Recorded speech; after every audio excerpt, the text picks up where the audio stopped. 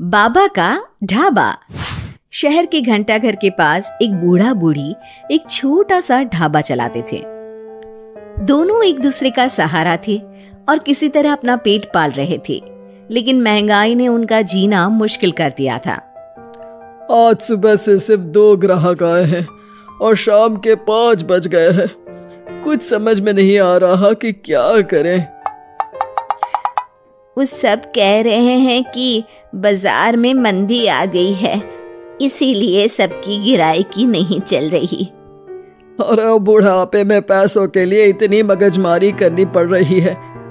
अभी तो हाथ पैर चल रहे हैं तो काम धाम हो जाता है, बिस्तर पर आ गए तो पता नहीं कैसे चलेगा। बेटा बेटी सब छोड़ के चले गए हमको, बस गरीबी ने नहीं छोड़ा। भगवान के घर देर है अंधेर नहीं, सुनते सुनते हमारी आंखों में अंधेरा छा गया।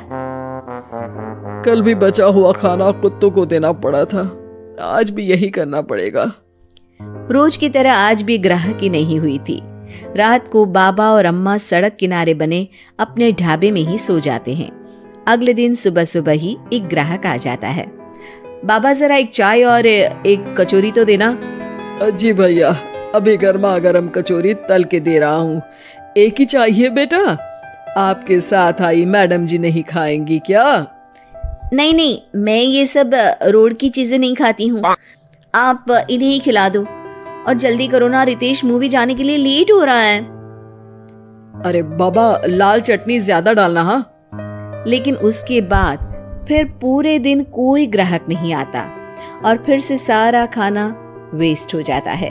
ये सिलसिला कई दिनों तक चलता है और तभी एक दिन एक लड़का वहां अपना मोबाइल लहराते हुए पूछता है, हेलो दोस्तों, कैसे हैं आप सब? ठीक ही होंगे, मैं भी ठीक हूँ। और आज हम हैं किशनगंज के बाबा के ढाबे पर। चलिए देखते हैं कि बाबा क्या क्या बनाते हैं। बाबा, तो आज क्या खास बनाया है आपने? अरे भैया जी, आज ये समोसे बनाए हैं, कितने बांध दूं आपको? हाँ भैया जी, लाल चटनी के साथ बहुत अच्छे लगेंगे, ले लीजिए ना। ये देखिए दोस्तों, समोसे को बांध कर दिखा रहे हैं और ये लाल चटनी को देख के तो मुंह में पानी आ गया। आज तो मजा आ जाएगा, आइए चखते हैं दोस्तों। लड़का समोसा चखते ही तारीफों के पुल बांध देता है। वाह वाह वाह, मजा आ गया, इतना अच्छा समोसा मैंने तो कभी नहीं खाया। आपको यहाँ जरूर आना चाहिए और ये समोसा जरूर खाना चाहिए। और एक चीज, ये देखो, ये रोड साइड पर इनका ढाबा है, इनकी हेल्प तो होनी ही चाहिए। अच्छा, वैसे और क्या क्या बनाते हैं आप? बेटा, पराठे मैगी सब बनाते हैं। वाह वाह, इतना अच्छा खाना बनाते हो, बहुत भीड़ होती होगी। अरे नहीं बेटा, कोई नहीं आता हमारे ढाबे पे, पैसे पैसे को तरस गए हैं। अरे आप रो क्यों रही हैं? रोइए मत, क्या हो गया है? अरे बेटा, कुछ बिकता ही नहीं है, आधे भाव में चीजें बेच रहे हैं, प्यार से बना रहे हैं, फिर भी। तो आप दोनों ही हैं? कोई बच्चे नहीं है क्या आपके?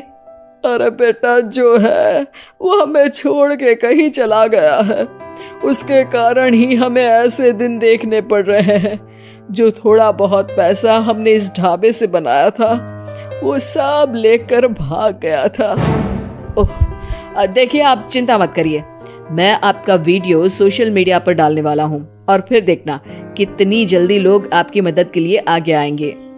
वो लड़का अपने कैमरा से बाबा के ढाबे का वीडियो बनाता है और सोशल मीडिया पे शेयर कर देता है। वीडियो बहुत तेजी से वायरल हो जाता है और कुछ ही घंटों में वीडियो में दिए अकाउंट में करीब 1 लाख रुपए जमा हो जाते हैं। लड़का अगले दिन फिर ढाबे पे जाता है। बाबा, आप रोइए मत, पब्लिक ने आपका सारा दुख दूर कर दिया है, आपके खाते में 1 लाख रुपए आ गए हैं।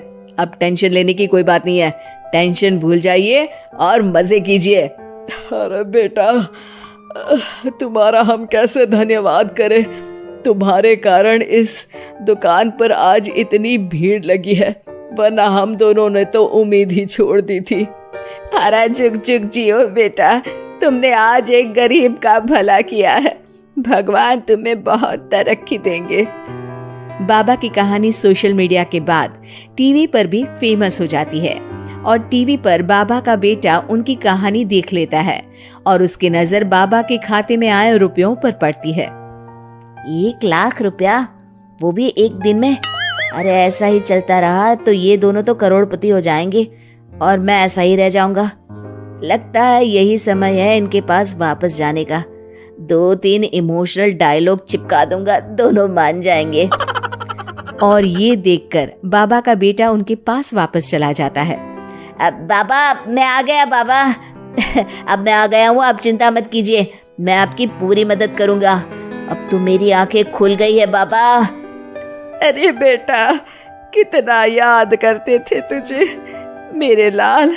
अपने बूढ़े माँ बाप को छोड़ के अब कहीं मत जाना। अरे नहीं माँ, तब तो मेरी मजबूरी थी, लेकिन अब नहीं। मुझे माफ कर दीजिए माँ बाबूजी। बाबा काफी नरम दिल के इंसान थे और बेटे के आने की खुशी उनके लिए पैसों से कहीं ज्यादा होती है। वो अपने बेटे को माफ कर देते हैं। बेटा, हम तो कुछ साल में बचेंगे भी या नहीं कोई भरोसा नहीं, लेकिन तू मेहनत करके ये ढाबा चलाना, और इसलिए आज से मैं ये ढाबा और ये पैसे तेरे नाम करता हूँ। अब हमारी तो उम्र हो गई है, अब तू काम करना और हम घर बैठकर खाएंगे।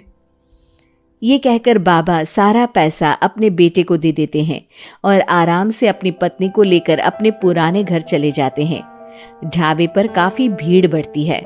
कुछ दिन में ही बेटा काफी पैसे कमा लेता है। एक दिन जब व्लॉगर लड़का वहां पहुंचता है तो देखता है ढाबा बंद है। वो बाबा के पास जाता है। अरे बाबा, आपने अपना ढाबा क्यों बंद कर दिया? ढाबा बंद नहीं तो?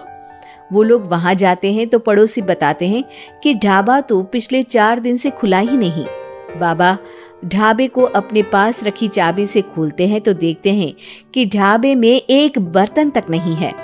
बाबा सर पकड़कर बैठ जाते हैं। हमारे बेटे ने हमें फिर से बर्बाद कर दिया। पर हमारे पास तो वापस बर्तन खरीदने तक के पैसे नहीं है।